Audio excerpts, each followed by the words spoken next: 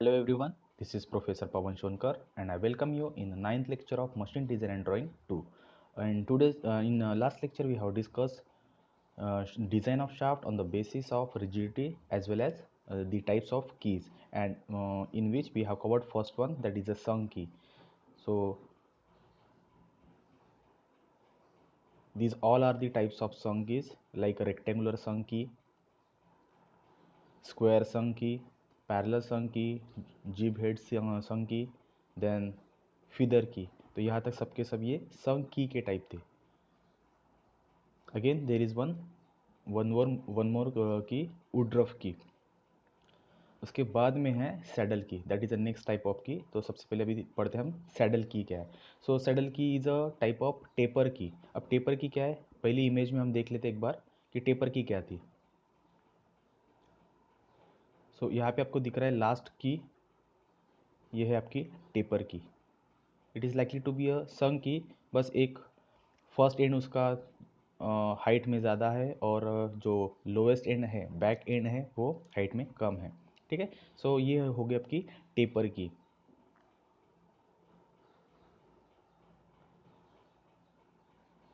So talking about the saddle की, again saddle की is divided in two types, that is a flat saddle की and hollow saddle key. तो saddle की है क्या, saddle की एक सीधी सीधी टेपर की है, ओके, और वो शाफ्ट और हब दोनों के बीच में फिट होगी।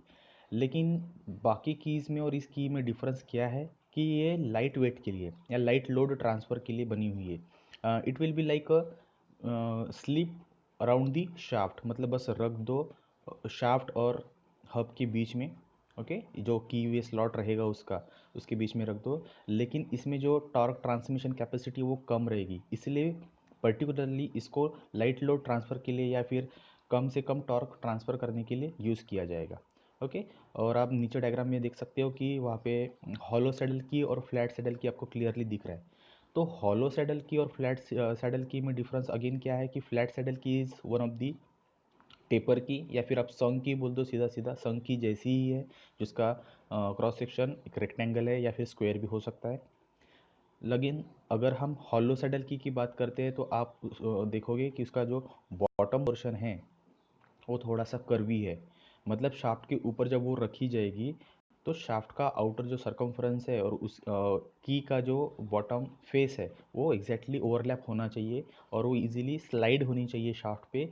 इसलिए अगर उसका शेप, बॉटम शेप थोड़ा सा कर्वी कर दिया जाए तो it will be known as a hollow saddle key. तो जैसे आप इस डायग्राम में देख सकते हो कि ये हो गया आपका हॉलो सैडल की, क्योंकि शाफ्ट के साथ में थोड़ा सा उसका जो फेस है वो भी कर्वी है, दिख रहा है आपको यहाँ पे। और ये है फ्लैट सैडल की कि शाफ्ट के ऊपर जस्ट रखा हुआ है, ओके, ज़्यादा कुछ वहाँ पे की स्लॉट दिया नहीं है। क्यों, क्योंकि जो मतलब इंसर्शन डेप्थ रहेगी की शाफ्ट में और एज वेल एज हब में वो ज़्यादा नहीं है। आइदर पूरा का पूरा वो हब में कनेक्ट होगा या पूरा का पूरा वो शाफ्ट में कनेक्ट होगा। इसकी वजह से क्या है कि जो टॉर्क ट्रांसमिशन है उसमें कम से कम शेयरिंग स्ट्रेसेस, कम से कम क्रशिंग स्ट्रेसेस डेवलप होंगे और वो ज़्यादा टॉर्क ट्रांसफ़र नहीं कर पाएगा। ठीक है, इसलिए पर्टिकुलरली इन जैसी कीज़ को कहाँ पे यूज़ होता है, जहाँ पे हमें कम से कम टॉर्क ट्रांसमिट करना होता है, okay. So this is a saddle key. तो एक्चुअली सैडल की क्या है, सैडल की एक फ्लैट और हॉलो टेपर की है, टेपर की, और पर्टिकुलरली उसको लाइट ड्यूटी व्हीकल्स के लिए यूज हो, लाइट ड्यूटी जो टार्क ट्रांसमिशन रहेगा उसके लिए वो यूज़ किया जाएगा, ओके। और जो टाइप्स है उसके वो हॉलो और फ्लैट है। तो हॉलो का मतलब क्या है कि उसका जो बॉटम फेस है वो फेस और शाफ्ट का आउटर फेस दोनों एक दूसरे पे वो इजीली ओवरलैप हो सकते हैं, इस हिसाब से है। और फ्लैट क्या है, क्रॉस सेक्शन उसका फ्लैट ही रहेगा जस्ट लाइक अ संग की, ओके। लेकिन सैडल की एक संग की नहीं है, सैडल की एक टेपर की है, ओके। नेक्स्ट है tangent key. So tangent key is again as same as saddle key, लेकिन ये कभी भी सिंगल यूज़ नहीं होगी, वो पेयर में यूज़ होगी। So tangent key are fitted in a pair at right angles as shown in figure.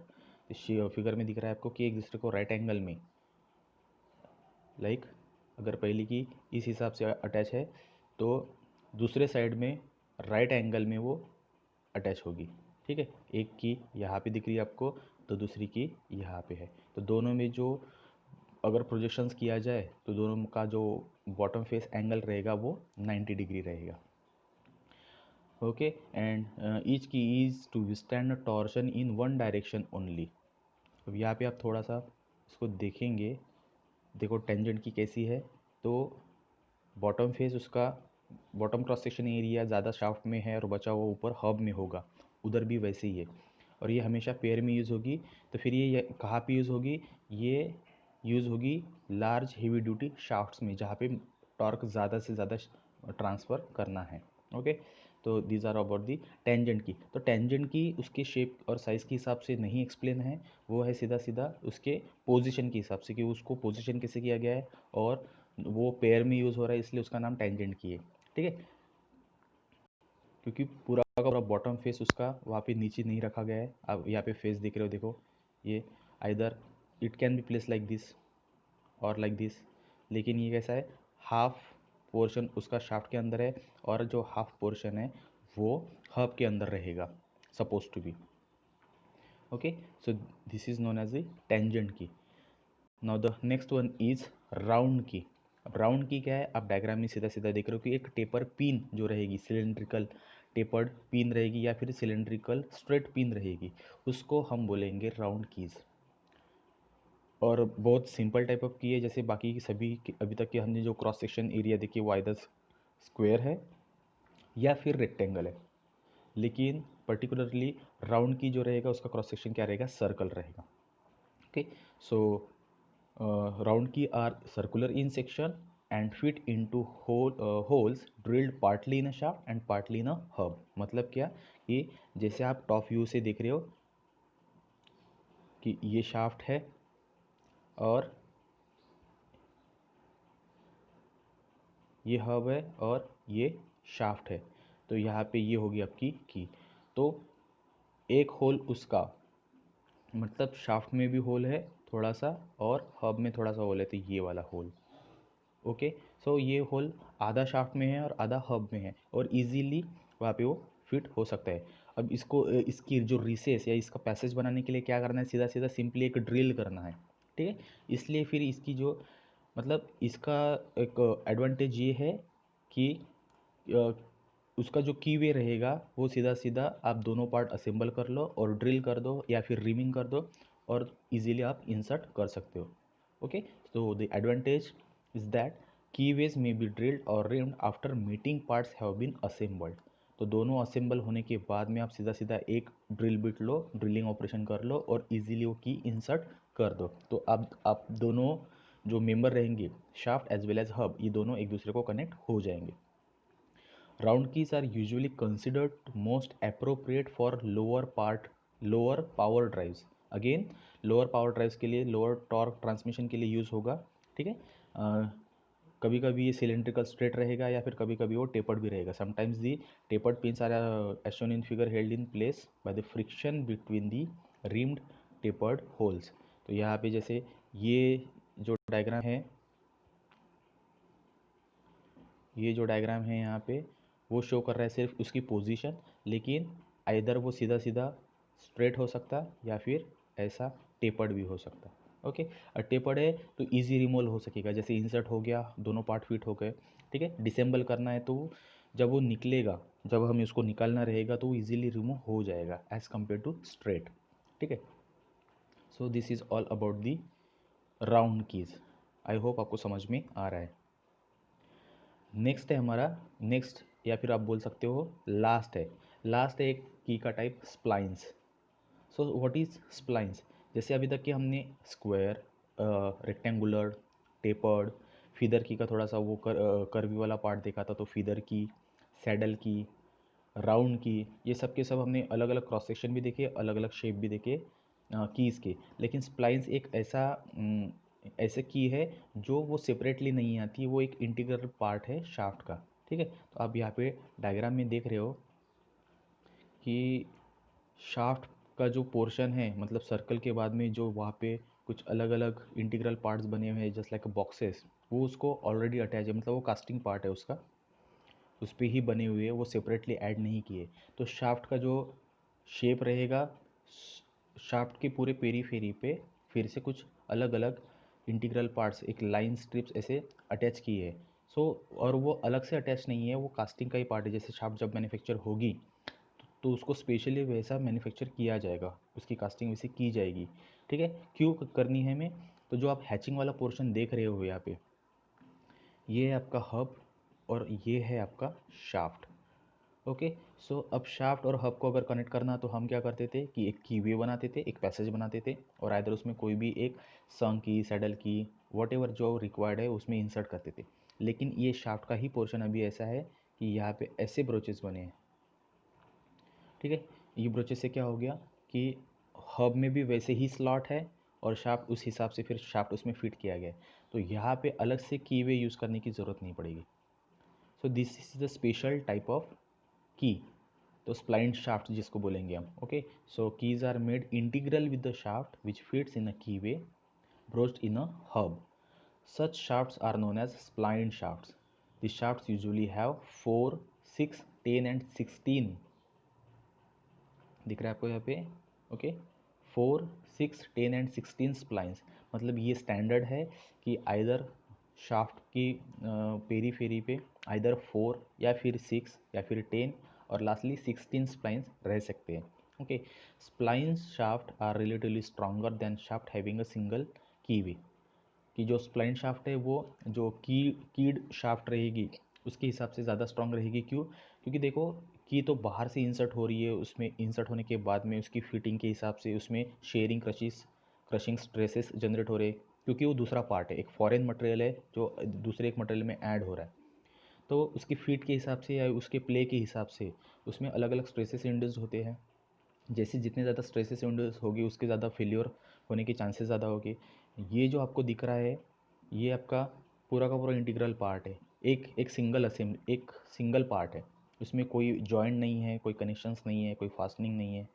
एक सिंगल पार्ट होने से इसमें क्या है कि जो स्ट्रेसेस है वो कम से कम इंड्यूस हो रहे हैं। When it is subjected to torque तो कंप्लीट टॉर्क ट्रांसफर हो रहा है शाफ्ट से आपके हब पे। ओके, इसलिए फिर ये स्ट्रॉन्गर है एज़ कम्पेयर टू कीड शाफ्ट। अब जैसे जितने भी ज़्यादा आपको स्प्लाइन उस शाफ्ट पे दिखेंगे उस हिसाब से वहाँ पे वो डिसाइड होगा कि वो कितने टॉर्क ट्रांसमिट करने के लिए यूज़ होगा, क्योंकि this is the highest capable of transferring the torque. जितने भी अभी तक के हमने पीछे जितनी भी कीज़ देखी और शाफ्ट देखी उसके हिसाब से सबसे ज़्यादा टॉर्क ये ट्रांसमिट करेगा। ओके, डायमेंशन जो रिलेशन है आप देख ही रहे कि D is equal to 1.25D and B is equal to 0.25D। So D क्या है? कैपिटल डी क्या है? कैपिटल डी इज ये लेंथ, सॉरी ये लेंथ है इतने। ये डी क्या है कि शाफ्ट का डायमीटर भी है और उसमें जो स्प्लाइन इंटीग्रल पार्ट्स उसमें ऐड हो रहे हैं, तो दोनों एंड से उसकी जो लेंथ है वो भी ऐड हो रही है। स्मॉल डी तो सिंपली डायमीटर ही है। ठीक है, तो दोनों का रिलेशन वहाँ पे दिया है कि बड़ा डी कितना होना चाहिए? 1.25 टाइम्स डायमीटर ऑफ शाफ्ट होना चाहिए। और बी क्या है? What is B?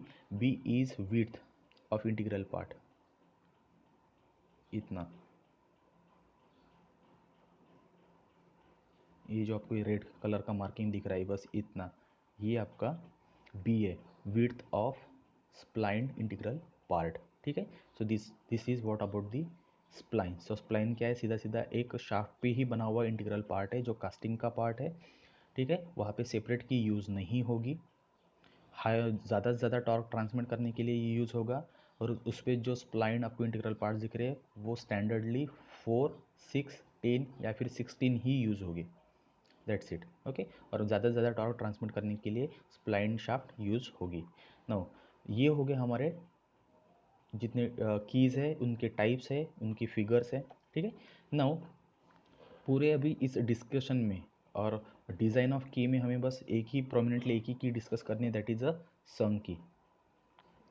ओके, तो वेन एवर संग की is inserted in a shaft and hub, तो कौन से फोर्सेस उस पर एक्ट होते हैं और उन फोर्सेस की वजह से कौन से स्ट्रेसेस उस पर जनरेट होंगे जिसके वजह से फिर शेयरिंग होगा या फिर क्रशिंग होगा, वो हमें डिस्कस करना है। Okay, so let start a discussion on the forces acting on a sunk की। तो आपको पता है सबसे पहले जैसे यहाँ पे शो किया गया कि force F1 and force F। तो सबसे पहले मैं आपको बता दूँ कि अगर शाफ्ट है यहाँ पे, ये शाफ्ट है, ठीक है, तो यहाँ पे हम की वे बनाएंगे, एक स्लॉट बनाएंगे और ऊपर से फिर यहाँ पे ऐड होगा आपका फिट होगा हब। तो ये आपका हब है, ये आपका शाफ्ट है और ये आपकी की है। ओके, क्लियर है अभी। अब जैसे ही शाफ्ट और हब के बीच में ये की इंसर्ट हो रहा है, हमने की वे बना दिया, तो हमने फिर वहाँ पे की इंसर्ट कर दिया। तो की जब इंसर्ट करेंगे की वे में, तो वो जो फिट रहेगी, उसकी जो टाइटनेस डिग्री रहेगी, वो क्या रहेगी, इंटरफेरेंस। तो अपने प्रोडक्शन टेक्नोलॉजी में टाइप्स ऑफ फिट देखा होगा, clearance fit, transition fit and interference fit. तो यहाँ पे शाफ्ट और हब हमें टाइटली फिक्स चाहिए एक दूसरे को, क्योंकि हमें टॉर्क ट्रांसमिट करना है, इसलिए वहाँ पे कोई कुछ भी प्ले नहीं होना चाहिए, कोई गैप नहीं होनी चाहिए। So clearance and transition fit is not required here. यहाँ पे लगेगा इंटरफेरेंस फिट। इंटरफेरेंस फिट क्या होता है कि जहाँ पे डिग्री ऑफ टाइटनेस बहुत ज़्यादा होता है, होल साइज़ कम है, शाफ्ट साइज़ ज़्यादा है, ठीक है। सो टाइटली फिक्स हो रहेगा आपका की दोनों पार्ट में। अब अगर दोनों पार्ट में ये फोर्सफुली बहुत ज़्यादा टाइट रहेगा फिक्स उसमें, तो क्या होगा कि की जो की का जो आउटर शेप है, आप जिसको पेरीफेरी बोल सकते हो, तो पेरीफेरी एग्जर्ट करेगा particular forces on shaft as well as hub, और equal and opposite force hub और शाफ्ट एग्जर्ट करेंगे की पे। तो उसमें क्या हो जाएगा कि की पे मैक्सिमम कॉम्प्रेसिव फोर्सेस और कॉम्प्रेसिव स्ट्रेसेस जनरेट होना स्टार्ट हो जाएगा, कॉम्प्रेसिव स्ट्रेसेस। सो क्योंकि की तो एक्सपांड होने की कोशिश कर रहा है, लेकिन हब और शाफ्ट उसको थोड़ा सा कॉन्ट्रैक्ट करके रख रहे हैं। फिर इसके वजह से क्या होगा कि पूरे की के पेरीफेरी पे, पूरे आउटर पोर्शन पे कॉम्प्रेसिव फोर्सेस एक्ट होना शुरू हो जाएगी, मैक्सिमम फोर्सेस। तो एक ये पार्ट हो गया कि फोर्स F1 क्या रहेगा कि ड्यू टू फिट इन अ की in its key way, as in a tight fitting straight key or in a tapered key driven in place. These forces produce compressive stresses in a key which are difficult to determine the magnitude. Okay, so force F1 क्या रहेगा फिर यहाँ पे कि जो tight fit की वजह से जबकि हम की वे में इंसर्ट करेंगे, तो शाफ्ट और हब दोनों के दोनों की के आउटर पोर्शन पे, आउटर फेसेस पे कॉम्प्रेसिव स्ट्रेसेस एक्ट करेंगे। क्यों? क्योंकि जो डिग्री ऑफ फिट है वो बहुत ज़्यादा है, जस्ट लाइक अ इंटरफेरेंस फिट। तो ये हो गया एक टाइप का फोर्स। दूसरा क्या है, दूसरा है आपका फोर्स F।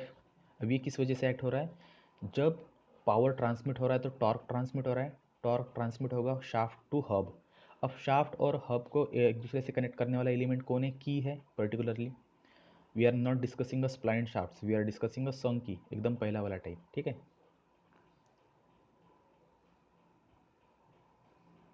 जस्ट लाइक, तो यहाँ पे शाफ्ट है और ये की है।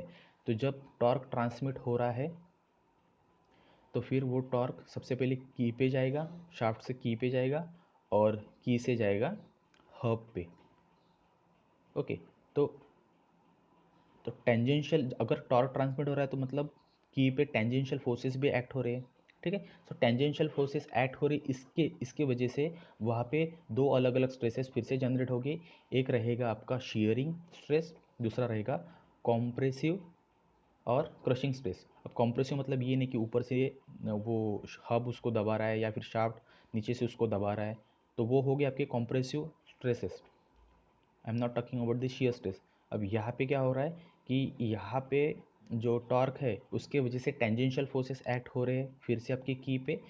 तो टेंजेंशियल फोर्सेस की वजह से फिर वहाँ पे शेयरिंग और कॉम्प्रेसिव स्ट्रेसेस, शेयर आप कॉम्प्रेसिव याद मत रखो, शेयरिंग और क्रशिंग स्ट्रेस उसमें जनरेट हो रहे, ठीक है। शेयरिंग एंड क्रशिंग स्ट्रेस उसमें ऐड हो रहे। तो sharing crushing one and the same thing है, एक छोटा सा डिफरेंस है उसमें। और डिफरेंस क्या है, बस उसका एरिया का, कि भाई कौन से एरिया पे वो सब्जेक्ट हो रहा है। ओके, सो अब टॉर्क जब ट्रांसमिट हो रहा है, उसके वजह से टेंजेंशियल फोर्सेस जो एक्ट हो रही है, ठीक है, तो उसके वजह से कौन से स्ट्रेसेस उस पर इंड्यूस हो रहे हैं, एक शेयरिंग स्ट्रेस हो रहा है और एक क्रशिंग स्ट्रेस हो रहा है। और ये जो फोर्सेस के डिस्ट्रीब्यूशन है वो यूनिफॉर्म नहीं रहेंगे। क्यों? क्योंकि देखो, जहाँ पे शाफ्ट कनेक्टेड है, मतलब पावर जहाँ से शाफ्ट रिसीव हो रहा है उस एंड पे मैक्सिमम टॉर्क रहेगा, जहाँ से वो डिलीवर कर रहा है जो फ्री एंड है। जैसे एक एंड है, देखो सपोज ये एक एंड है, वो मोटर है, सपोज ये शाफ्ट है, ठीक है, और यहाँ पे सपोज पुली कनेक्टेड है। तो मोटर से शाफ्ट पे पावर ट्रांसमिट हो रहा है, शाफ्ट से पुली पे पावर ट्रांसमिट हो रहा है। तो जहाँ से पावर शाफ्ट रिसीव कर रहा है मतलब ये एंड, यहाँ पे टॉर्क मैक्सिमम रहता है एक्चुअली ये, और this is all about the losses, ठीक है। और यहाँ पे थोड़ा सा पावर टॉर्क थोड़ा सा कम हो जाएगा। हम आइडियल कंडीशन के लिए कंसिडर करते हैं हर बार कि पावर ट्रांसमिशन इज़ यूनिफॉर्म, लेकिन यूनिफॉर्म नहीं रहता बिकॉज ऑफ दी लॉसेस, ठीक है।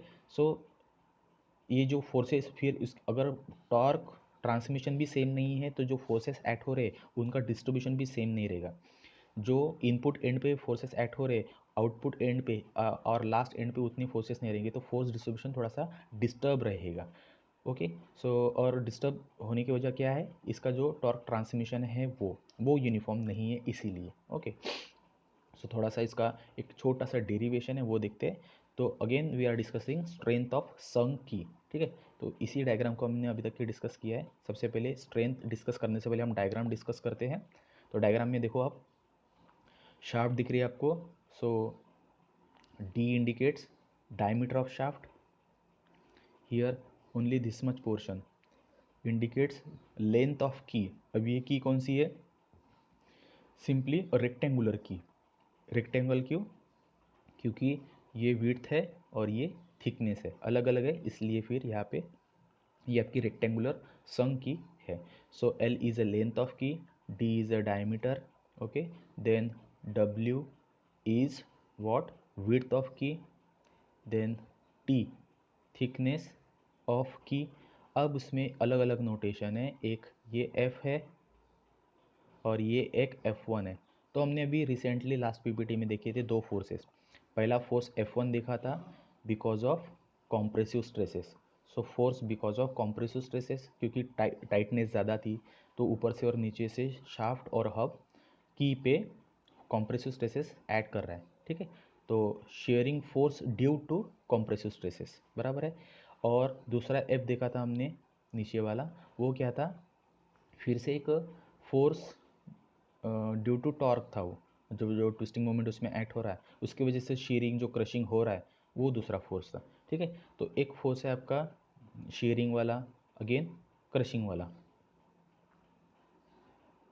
सो सबसे पहले हम नोटेशन देखते हैं यहाँ पे। So let key connecting shaft and hub as shown in figure, हमने देखा अभी, ठीक है। सो जो सर्कल आप शो हो रहा है वो आपका शाफ्ट है और जो रेक्टेंगुलर पोर्शन शो हो रहा है वो आपकी की है, okay. So first notation, T is torque transmitted by shaft. F क्या है, tangential force acting at the circumference of the shaft. F क्या है, tangential force due to torque. तो यहाँ पे हमने जो ये लिया था F1, तो यहाँ पे F1 हमने कॉम्प्रेसिव फोर्सेस शो करने के लिए बताया, लेकिन यहाँ पे पूरे डिस्कशन में जो बड़ा वाला F है वो क्या है, tangential force acting at the circumference of the shaft because of sharing and crushing.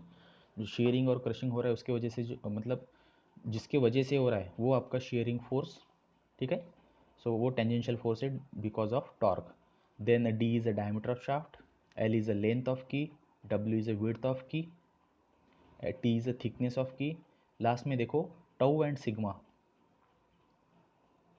Tau and sigma C is shear and crushing stresses for the material of the key. shear stress और crushing stress अलग अलग show किया गया है। मैंने पहले बताया था कि एक छोटा सा डिफरेंस है shear स्ट्रेस में और क्रशिंग स्ट्रेस में, and this is because of the subjected area. Sharing stress के लिए अलग एरिया पे वो एक्ट हो रहा है इसलिए वो शेयर स्ट्रेस बोला उसको। और क्रशिंग भी शेयरिंग स्ट्रेस ही है, लेकिन क्रशिंग स्ट्रेस क्यों, क्योंकि उसका जो सब्जेक्टेड एरिया, क्रशिंग कहीं और से होगा, शेयरिंग कहीं और से होगा, इसलिए जो सब्जेक्टेड एरिया वो अलग अलग है, इसलिए दोनों को अलग अलग नाम दिए। So tau is a shear stress and sigma C is a crushing stress. Now diagram हो गई है, ठीक है। Now little consideration will show that due to power transmission by the shaft key may fail due to shearing और crushing. तो हमने ऐसा consider किया है कि जब टॉर्क ट्रांसमिट होगा तो टेंजेंशियल फोर्सेस उस पर एक्ट हो रहे हैं, टेंजेंशियल फोर्सेस के वजह से शेयरिंग और क्रशिंग हो रहा है की का, ठीक है। सो अब वो शेयरिंग और क्रशिंग ही हमें देखना है। तो यहाँ पे देखो अभी कंसिडरिंग शेयरिंग ऑफ द की, सबसे पहले हम शेयरिंग कंसिडर करें, उसके बाद में हम क्रशिंग डिस्कस करेंगे। तो सबसे पहले कंसिडरिंग शेयरिंग ऑफ द की। अब शेयरिंग में भी फिर से क्या हो रहा है कि टेंजेंशियल फोर्स ही एक्ट हो रहा है। So tangential shearing force acting at the circumference of the shaft. देखो आइदर शेयरिंग हो या फिर क्रशिंग हो, दोनों के दोनों टाइम पे जो टेंजेंशियल फोर्सेस है वो पेरीफेरी पे, सॉरी सर्कमफरेंस पे ही एक्ट होंगे की के। शाफ्ट मतलब शाफ्ट पे हो रहा है या फिर डायरेक्टली की पे हो रहा है, यहाँ पे हम की के बारे में डिस्कस करें। तो जितनी भी टेंजेंशियल फोर्सेस है वो सर्कमफरेंस पे ही एक्ट कर रहे हैं। सो सबसे पहले हम कंसिडर करते हैं कि कंसिडरिंग शेयरिंग ऑफ की because of tangential shearing force. तो शेयरिंग फोर्स क्या रहता, फोर्स रहता या फिर स्ट्रेस बोल दो आप, स्ट्रेस क्या रहता, फोर्स अपॉन एरिया। तो फोर्स क्या हुआ, अगर यहाँ पे मैं एफ लिख दूँ, so stress is force upon area. So force क्या हुआ, stress into area, what it, stress into area. तो यहाँ पे हमने फिर से लिख दिया, यहाँ पे हमने लिख दिया force is area resisting sharing and into shear stress, म्हणजे एरिया इनटू शियर स्ट्रेस हमने लिख दिया, क्योंकि हमने लिख दिया था यहाँ पे पहले टेंजेंशियल शेयरिंग फोर्स, शेयरिंग के लिए शेयरिंग फोर्स रहेगा, तो वो क्या रहेगा, area into stress. So area resisting sharing into shear stress हमें पता है टाउ है। एरिया रेजिस्टिंग शेयरिंग हमने क्या लिया, जैसे ये आपकी की है, ये आपकी की है, तो ये लेंथ है, ये विड्थ है और ये थिकनेस है, लेंथ विड्थ थिकनेस। ओके, सो जब हम शेयरिंग की बात करेंगे तो शेयरिंग पे आपका सब्जेक्टेड एरिया, मतलब एक बार ये कंसिडर करना है और दूसरी बार ये एरिया कंसिडर करना है, ठीक है। मतलब शेयरिंग हर बार ऐसे ही होगा, इस एक्सिस से होगा कि ये फेस लाइक दिस, ठीक है। तो जब शेयरिंग, अब पूरा का पूरा अगर ये कटिंग सेक्शन हम डिस्कस करते हैं तो ये एरिया और ये एरिया, ठीक है, बस इतना ही कंसिडर करना है हमें। सो जब भी आप शेयरिंग डिस्कस कर रहे हो या फिर शेयरिंग स्ट्रेस आप डिस्कस कर रहे हो, तो यहाँ पे ये एरिया रहेगा आपका शेयरिंग के लिए, ये एरिया रहेगा आपका क्रशिंग के लिए। ओके, अगर हम शेयरिंग के लिए ये एरिया ले रहे हैं, ये वाला एरिया, तो यहाँ पे क्या है, लेंथ है और विड्थ है। Okay, so area is length into width. तो यहाँ पे देखो लेंथ इनटू विड्थ, तो ये हो गया एरिया इनटू टाउ, हो गया shear stress. So sharing force is L into W into tau हो गया। और टॉर्क क्या रहता, टॉर्क रहता force into distance. So force into distance, so force कौन सा रहेगा अभी, टेंजेंशियल शेयरिंग फोर्स, और इंटू डिस्टेंस, डिस्टेंस क्या है, डायमीटर बाय 2, क्योंकि ये शाफ्ट है और यहाँ पे वो एक्ट हो रहा है, तो डिस्टेंस हमेशा परपेंडिकुलर लेते हैं हम, ये वाला डिस्टेंस। तो ये है आपका आर या फिर d/2, simply d/2। So force, force into distance, force into distance. अब डिस्टेंस यहाँ पे ये लिया है, रेडियस लिया है, सो डिस्टेंस अलग और d/2 मतलब ये हो गया आपका, और रेडियस हो गया वो अलग। Okay, so torque transmitted bye the shaft क्या है अभी आपका, force into distance, so force into diameter, sorry force into radius, so radius को लिख दिया d/2, तो फोर्स है आपका L into W into tau, यहाँ से हमने लिया n इंटू d/2। ओके, तो ये हो गया आपका torque for sharing stress. Now next considering crushing of the की। अब बाद में हम कर दे कंसिडर क्रशिंग। क्रशिंग में क्या हो रहा है, फिर से हमें फोर्स ही डिस्कस करना है। So force is equal to area into stress. So यहाँ पे एरिया हमें लेना है क्रशिंग के लिए, और बाद में क्रशिंग स्ट्रेस को हमने डिनोट किया था सिग्मा सी से। अब क्रशिंग स्ट्रेस, सो फिर से ये की है, ओके, और ये अनदर एरिया हमने ये डिस्कस करना है। तो ये एरिया क्या है आपका, ये आपका लेंथ इनटू थिकनेस। अब थिकनेस यहाँ पे हमने पूरी नहीं ली, क्योंकि जैसे जो विड्थ थी, वो विड्थ शाफ्ट में और हब में दोनों में कंप्लीट विड्थ इंक्लूडेड है। लेकिन अगर हम थिकनेस की बात करते हैं, ये वाली थिकनेस। तो थिकनेस क्या है, आधी थिकनेस आपकी शाफ्ट में है, हब में है, और आधी थिकनेस आपकी शाफ्ट में है, बराबर है। जो की जो थिकनेस है वो हाफ पार्टली ऊपर है हब में और पार्टली शाफ्ट में, इसलिए फिर यहाँ पे हम थिकनेस कंप्लीट कंसिडर नहीं करेंगे, यहाँ पे हम कंसिडर करेंगे उसको उसका हाफ। ओके, तो यहाँ पे देखो लेंथ तो रहेगा लेकिन इंटू T/2 भी रहेगा।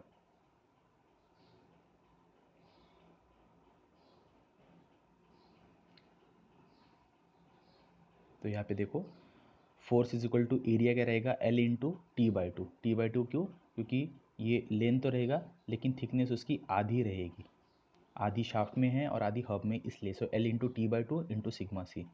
तो यहाँ पे हो गया आपका ये एरिया और ये आपका क्रशिंग स्ट्रेस। सो फिर से जैसे हमने यहाँ पे टॉर्क डिफाइन किया था, यहाँ पे भी हम टॉर्क डिफाइन करेंगे। सो टॉर्क ट्रांसमिटेड बाय शाफ्ट क्या है, force into again radius, radius को लिख दिया हमने D/2। यहाँ पे फोर्स क्या है हमारा, यहाँ पे फोर्स है हमारा L into T/2, L into T/2 into sigma C, ये हो गया आपका फोर्स, और डिस्टेंस क्या आपका D/2। यहाँ पे क्या था, force into distance diameter by 2, यहाँ पे L into W into tau by D/2, और यहाँ पे L into T/2 into sigma C into again D/2। तो यहाँ पे दोनों टॉर्क हमने निकाल लिए, ठीक है। अब बाद में अगर हम कंसिडर करते कि इफ़ की is equally strong in sharing and crushing, ये हमने आइडियल कंडीशन के लिए कंसिडर किया कि सपोज शेयरिंग और क्रशिंग सेम है, तो हम दोनों के दोनों टॉर्क हम इक्वेट कर देंगे। हमने यहाँ पे इक्वेट कर दिया, ये हो गया आपका शेयरिंग टॉर्क और ये हो गया आपका क्रशिंग टॉर्क। तो दोनों अगर हमने कंपेयर किए, यहाँ पे देखो दोनों हमने यहाँ पे कंपेयर किए, तो यहाँ पे दिख रहा है हमें D/2 कट गया, उसके बाद में 2 नहीं D/2 ऑलरेडी कट गया, तो यहाँ पे क्या बचा, सीधा सीधा W टाउ उधर अगर भेज देंगे तो W is equal to sigma C by tau जा रहा है, ठीक है, 2 ऑलरेडी है यहाँ पे, और ये T नीचे आ रहा है। तो width by thickness equal to, width by thickness equal to crushing stress by 2 times shearing stress, दिख रहा है आपको। और अगर फिर से हमने यहाँ पे जो दिखा है विड्थ और थिकनेस, अगर वो स्क्वायर की है सपोज ये वाला पोर्शन, ठीक है, तो W डिनोट्स कर रहा है विड्थ और T डिनोट्स कर रहा है थिकनेस। तो अगर ये दोनों के दोनों सेम हो जाएंगे इन केस ऑफ स्क्वायर की, ठीक है, तो स्क्वायर की में अगर दोनों सेम हो गए तो फिर वो रेशो सीधा सीधा 1 हो जाएगा।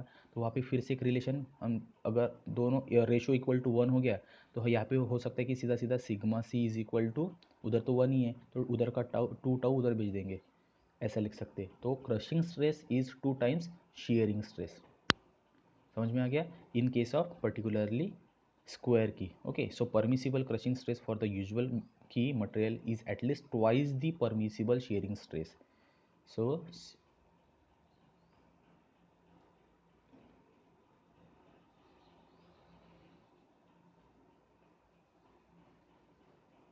Sigma C is 2 times tau, ये रहेगा relation for the strength of sunk key. तो मतलब हमें एक चीज़ पता चल गई कि जब भी की इंसर्ट होगी किसी भी असेंबली में तो उस पर जनरली 2 स्ट्रेसेस एक्ट हो गए, एक शेयरिंग स्ट्रेस और दूसरा क्रशिंग स्ट्रेस, और क्रशिंग स्ट्रेस हमेशा परमिसिबल शेयरिंग स्ट्रेस से डबल रहेगा। ओके, और क्रशिंग स्ट्रेस और शेयरिंग स्ट्रेस में डिफरेंस क्या है, ओनली सब्जेक्टेड एरिया।